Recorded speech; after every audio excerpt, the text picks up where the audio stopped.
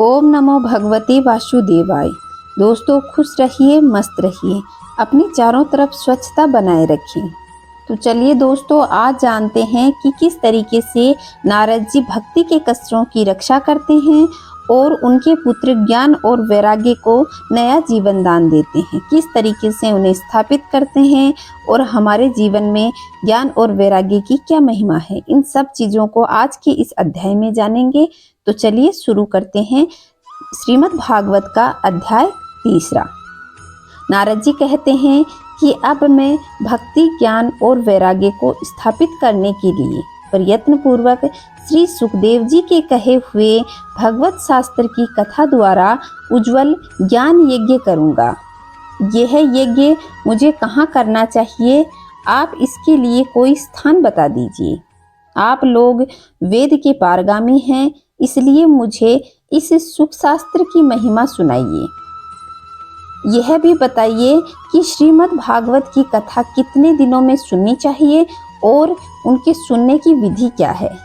सनकादि बोले कि नारद जी, आप बड़े विनीत और विवेकी हैं। सुनिए, हम आपको ये सब बातें बताते हैं। हरिद्वार के पास आनंद नामक एक घाट है।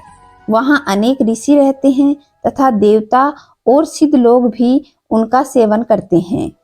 भांति भांति के वृक्ष लताओं के कारण वह बड़ा संघन है और वहाँ बड़ी कोमल नवीन बालू बिछी हुई है। वह घाट बड़ा ही सुरम्य और एकांत प्रदेश है। वहाँ हर समय सुनहले कमलों की सुगंध आया करती है और उसके आसपास रहने वाले सिंह, हाथी आदि परस्पर विरोधी जीव चित्त में वैर भाव नहीं रखते।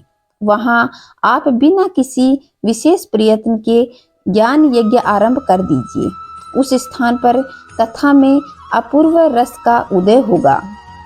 भक्ति भी अपनी आंखों के ही सामने निर्बल और जरा जीर्ण अवस्था में पड़े हुए ज्ञान और वैराग्य को साथ लेकर वहां आ जाएगी, क्योंकि जहां भी श्रीमद् भागवत की कथा होती है वहां ये भक्ति आदि अपने आप पहुंच जाते हैं।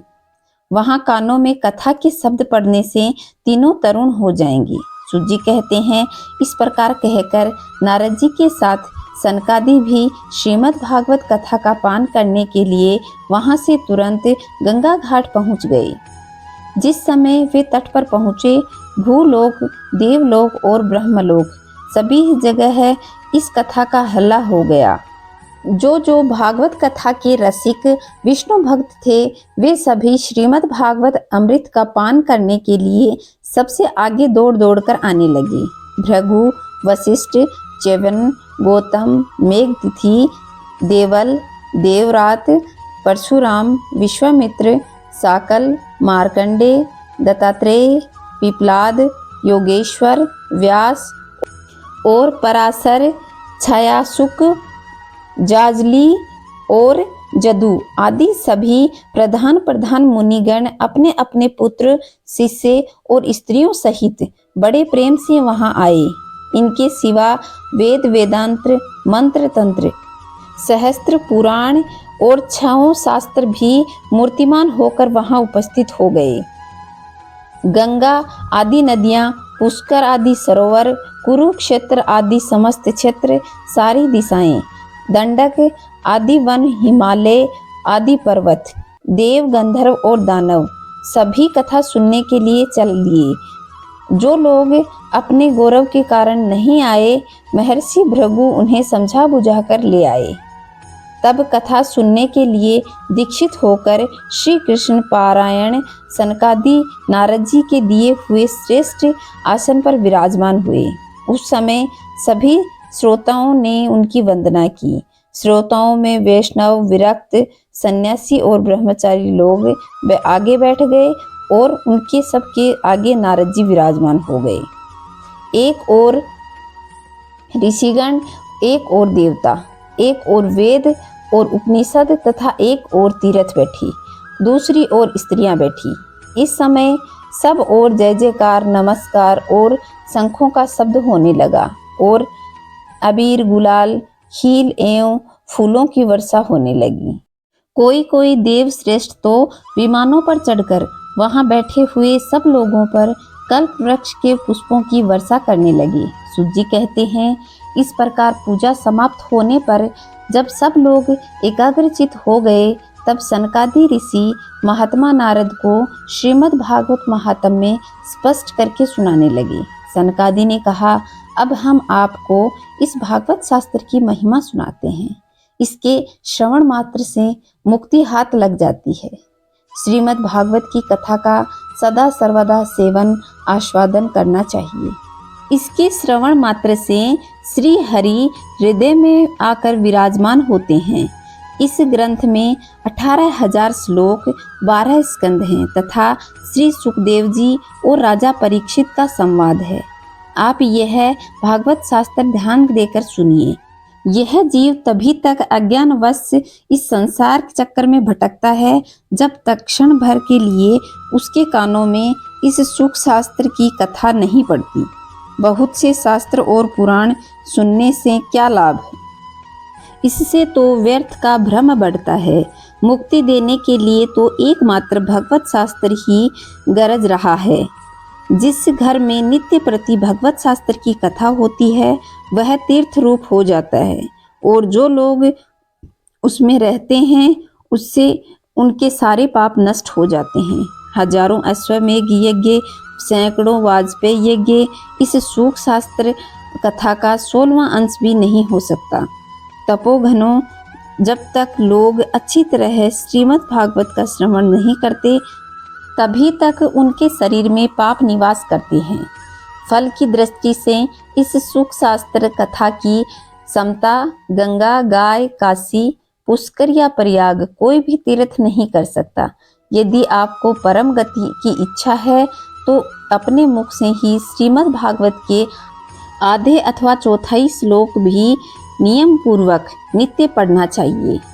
ओमकार, गायत्री, पुरुष सूक्त, 3 वेद, श्रीमद् भागवत, ओम नमो भगवते वासुदेवाय, यह द्वादशाक्षर मंत्र 12 मूर्तियों वाले सूर्य भगवान, प्रयाग, संवत स्वरूप, काल, ब्राह्मण, अग्निहोत्र, गो, द्वादशी तिथि, तुलसी, वसंत ऋतु और भगवान पुरुषोत्तम, इन सब में बुद्धिमान लोग स्वतः ही कोई अंतर नहीं मानते। जो पुरुष अहरनिश अर्थ सहित श्रीमद् भागवत शास्त्र का पाठ करता है उसके करोड़ों जन्मों के पाप नष्ट हो जाते हैं। इसमें तनिक भी संदेह नहीं है। जो पुरुष नित्य प्रति भगवत का आधा और चौथाई श्लोक भी पढ़ता है उसे राजसूय यज्ञ, अश्वमेघ यज्ञों के फल के बराबर फल मिलता है। नित्य भागवत का पाठ करना, भगवान का चिंतन करना, तुलसी को सींचना, गाय की सेवा करना, ये चारों समान हैं। जो पुरुष अंत समय में श्रीमद् भागवत का वाक्य सुन लेता है उस पर प्रसन्न होकर भगवान उसे वैकुंठ धाम देते हैं। जो पुरुष इसे सोने के सिंहासन पर रख करके विष्णु भक्त को दान करता है वह अवश्य ही भगवान का सायुज्य प्राप्त करता है। जिस दुष्ट ने अपनी सारी आयु में चित्त को एकाग्र करके श्रीमद् भागवत का थोड़ा सा भी रसास्वादन नहीं किया है उसने तो अपना सारा जन्म चांडाल और गधे के समान ही व्यर्थ करके गंवा दिया है। वह तो अपनी माता को प्रसव पीड़ा पहुंचाने के लिए ही उत्पन्न हुआ है। जिसने इस सुख शास्त्र के थोड़े से भी वचन नहीं सुने हैं वह पापात्मा तो जीता हुआ भी मुर्दे के समान है। पृथ्वी के भार स्वरूप उस पशु तुल्य मनुष्य को धिक्कार है। यों स्वर्गलोक में देवताओं में प्रधान इंद्र आदि कहा करते हैं। संसार में श्रीमद् भागवत की कथा का मिलना अवश्य ही कठिन है। जब करोड़ों जन्म का पुण्य होता है तभी इसकी प्राप्ति होती है। नारद जी, आप बड़े ही बुद्धिमान और योग निधि हैं। आप प्रयत्न पूर्वक कथा का श्रवण कीजिए। इसे सुनने के लिए दिनों का कोई नियम नहीं है। इसे तो सर्वदा ही सुनना अच्छा है। इसे सत्य भाषण और ब्रह्मचर्य पालन पूर्वक सदा ही सुनना श्रेष्ठ माना जाता है। किंतु कलयुग में ऐसा होना कठिन है। इसलिए इसकी सुखदेव जी जो विशेष विधि बताई गई है वह जान लीजिए। कलयुग में बहुत दिनों तक चित्त की वृत्तियों को वश में रखना, नियमों में बंधे रहना और किसी पुण्य कार्य के लिए दीक्षित रहना कठिन है। इसलिए सप्ताह श्रवण की विधि है। श्रद्धा पूर्वक कभी भी श्रवण करने अथवा माघ मास में श्रवण करने से जो फल प्राप्त होता है वही फल श्री सुखदेव जी ने सप्ताह श्रवण में निर्धारित किया है। मन में असंयम, रोगों की बहुलता और आयु की अल्पता के कारण तथा कलयुग में अनेक दोषों की संभावना से इसे सप्ताह श्रवण का विधान किया गया है, जो फल तप, योग और समाधि से भी प्राप्त नहीं हो सकता। इस सर्वांग रूप में सप्ताह श्रवण से महज ही मिल जाता है। सप्ताह श्रवण यज्ञ से बढ़कर है, व्रत से बढ़कर है, तप से बढ़कर है, तीर्थ सेवन से सदा बढ़कर है, योग से बढ़कर है, यहाँ तक कि ध्यान और ज्ञान से भी बढ़कर है। अजी इसकी विशेषता कहाँ तक वर्णन करें, यह तो सभी से बढ़कर चढ़कर है। शौनक जी ने पूछा, सूत जी, यह तो आपने बड़े आश्चर्य की बात कही। अवश्य ही यह भगवत पुराण योग वेता ब्रह्मा जी के भी आदिकरण श्री नारायण का निरूपण करता है, परंतु यह मोक्ष की प्राप्ति में ज्ञान आदि सभी साधनों का तिरस्कार करके इस युग में उनसे भी अधिक कैसे बढ़ गया।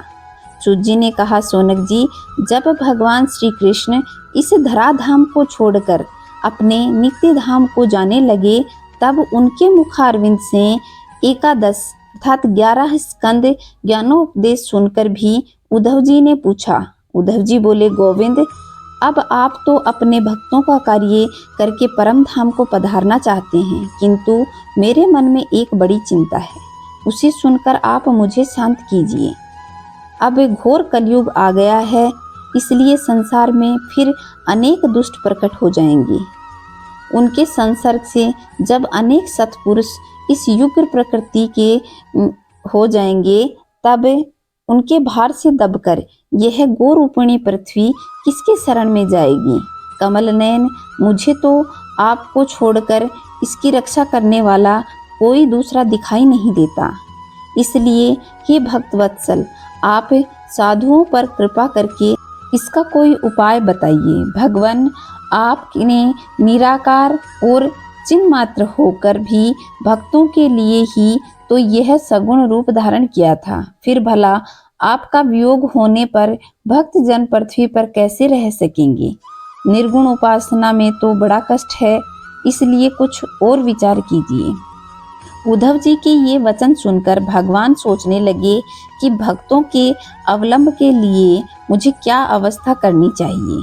शौनक जी, तब भगवान अपनी सारी शक्ति भगवत में रख दी और वे अंतर्धान होकर इस भगवत समुद्र में प्रवेश कर गए। इसलिए यह भगवान की साक्षात शब्दमयी मूर्ति है।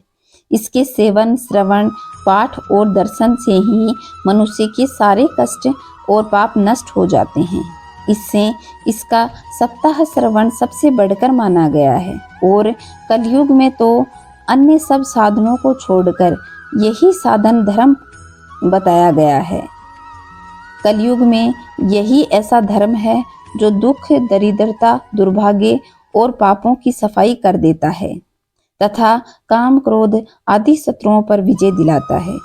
अन्यथा भगवान की इस माया से पीछा छुड़ाना देवताओं के लिए भी कठिन है। मनुष्य तो इसे छोड़ ही नहीं सकते। अतः इसके छूटने के लिए सप्ताह श्रवण का विधान किया गया है। सूत जी कहते हैं, शौनक जी, जिस समय सनकादि मुनीश्वर इस प्रकार सप्ताह श्रवण की महिमा का बखान कर रहे थे, तब सभा में एक बड़ा आश्चर्य हुआ। उसे तो मैं बतलाता हूँ, सुनो। वहाँ तरुणा अवस्था को प्राप्त किए हुए अपने दोनों पुत्रों के साथ विशुद्ध प्रेम रूपा भक्ति बार बार श्री कृष्ण गोविंद हरे मुरारी, हे नाथ नारायण वासुदेव आदि भगवान मंत्रों के द्वारा उच्चारण करते हुए अकस्मात प्रकट हो गई। सभी सदस्यों ने देखा कि यह परम सुंदरी भक्ति रानी भगवान के अर्थों का आभूषण पहने वहां पधारी हैं। मुनियों की उस सभा में सभी यह तर्क वितर्क करने लगे कि यह यहाँ कैसे आई, कैसे प्रविष्ट हुई। तब सनकादियों ने कहा, ये भक्ति देवी अभी अभी कथा के अर्थ से निकली हैं। उनके ये वचन सुनकर भक्ति ने अपने पुत्रों सहित अत्यंत विनम्र होकर सनत कुमार जी से कहा। भक्ति बोली, मैं कलयुग में नष्ट प्राय हो गई थी। आपने कथा अमृत से सींचकर मुझे पुष्ट कर दिया है। अब आप यह बताइए कि मैं कहाँ रहूं? यह सुनकर सनकादि ने उनसे कहा कि तुम भक्तों को भगवान का स्वरूप प्रदान करने वाली, अनन्य प्रेम का संपादन करने वाली और संसार मूल को रोग निर्मूल करने वाली हो। अतः तुम धैर्य धारण करके नित्य निरंतर विष्णु भक्तों के हृदय में निवास करो। ये कलयुग के दोष भले ही सारे संसार पर अपना प्रभाव डालें, किंतु वहां पर तुम उनकी दृष्टि से दूर रहोगी। इस प्रकार उनकी आज्ञा पाते ही भक्ति तुरंत भगवत भक्तों के हृदय में जा विराजी। जिसके हृदय में एकमात्र श्री हरि की भक्ति निवास करती है, वे त्रिलोकी में अत्यंत निर्धन होने पर भी परम धन्य हैं, क्योंकि इस भक्ति की डोरी से बंधकर तो साक्षात भगवान भी अपना परम धाम छोड़कर उनके हृदय में आकर बस जाते हैं। भूलोक में तो यह भगवत साक्षात परब्रह्म विग्रह है। हम इसकी महिमा कहाँ तक वर्णन करें।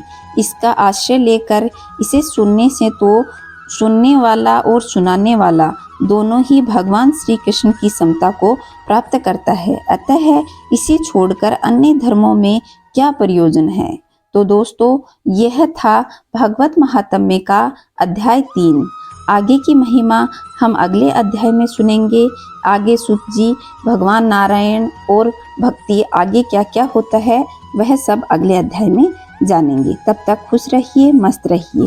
चैनल को सब्सक्राइब नहीं किया है तो सब्सक्राइब करके पास के बेल आइकन को दबाएं, ताकि यह पावन महात्म्य आप तक पहुंच सके। आप शेयर भी कर दीजिए ताकि हमारे सनातन ज्ञान का सब लोग श्रवण कर सकें और आगे से आगे इसकी महिमा पहुंच सके। दोस्तों, खुश रहिए, मस्त रहिए। कमेंट में जय श्री नारायण अवश्य लिखिएगा। जय श्री नारायण दोस्तों।